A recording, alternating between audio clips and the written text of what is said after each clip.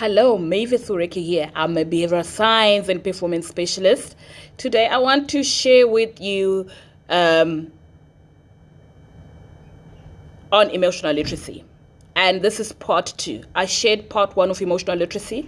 And so if you didn't get to listen to that, please get your hands on it and listen to part 1 of emotional literacy, where we talk about using language, naming emotions correctly so that you can manage them. But also, you can't manage what you don't know. So you need to develop that emotional vocabulary so that you'll be able to manage emotions. Now, this part 2, what am I talking about? So emotions really matter. They're powerful. Emotions influence our results. Our performance on anything depends on how we feel about it. What that then means is that if you look at your financial results, check your emotions there. If you're not happy with how you're performing in your finances, just ask yourself, what emotions am I using to create this financial result? How am I feeling?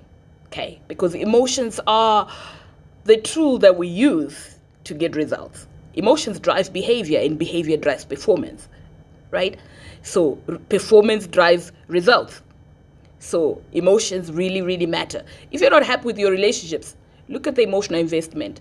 What is the quality and the quantity of the emotional investment in your relationships that gives you the quality of relationships you're experiencing, whether it is at home or it is at work? What is the quality of the emotional investment? How much emotional investment or emotional labor are you putting in to get the quality of the relationship that you're experiencing, right? Your career progress. So they say your IQ gets you inside the door, but it is your EQ, the ability to manage emotions, that gets you up the ladder. Research says that. Your spirituality. So you also want to look at your spirituality.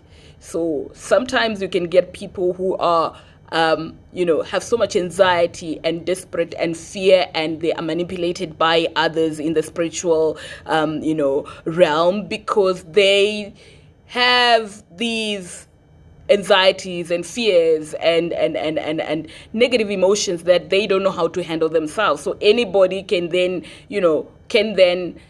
use your emotions strategically for their own benefit, right? So we use emotions for performance, but other people can also use emotions to influence us, to perform us in the direction that they want us to perform. So very important. Okay, what is your performance in terms of your mental abilities, the level of focus, the level of goal achievement and attainment you have in your life? Check your emotions. So emotions really matter. So looking at emotional literacy, what are some of the things that we also need to know? So when we are born with our emotional brain fully functional, but our cortical brain, which is our thinking brain, is still in its developmental phases, and it develops until I think the age of 25 or so to be fully developed, at least, depending on the experiences you have in your life. If you have had so much trauma, research has shown that trauma actually alters the gray matter, which is your cortical brain, your thinking brain. The way it develops is actually slowed down, or it is altered by trauma. If you've experienced too much traumatic events or emotional negative emotional impact early in your life, in your developmental phases. So one of the things we need to know about emotions is understanding your story. What emotions are in your story from the time you're born until now. In fact, they say since fetal development. Ask your mother, sit with your mother, what was her emotional experience when she was pregnant with you? Why? Because women have two hearts, the upper heart and the lower heart, which means, the womb has got more nerve endings than any other part of the body.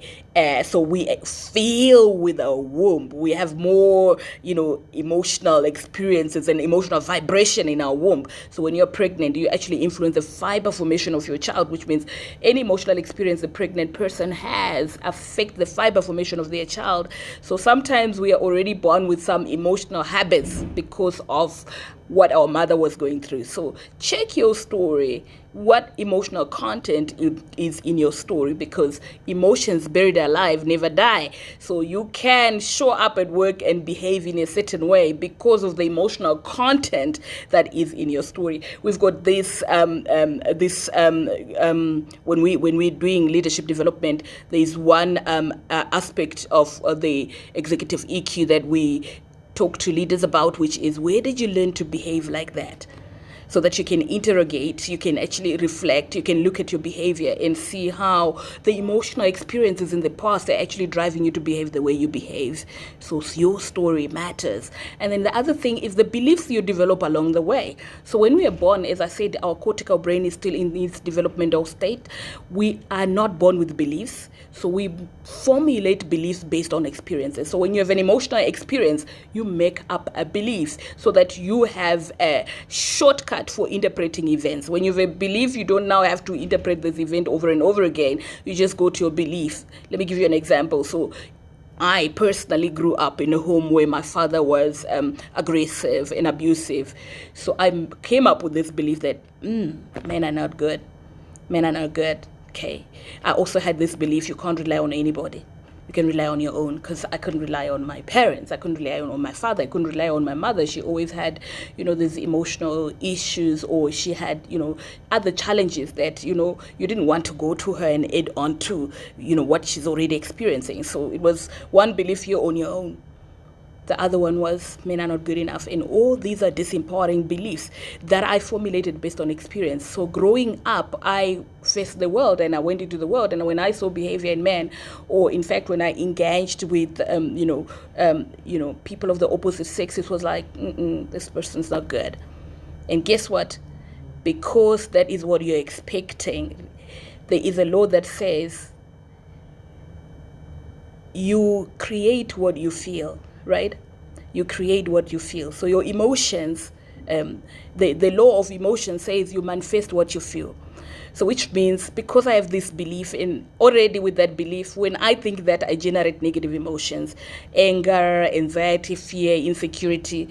So a lot of the times in our adulthood, our emotions are not actually generated by actual events. They are generated by the beliefs we have developed.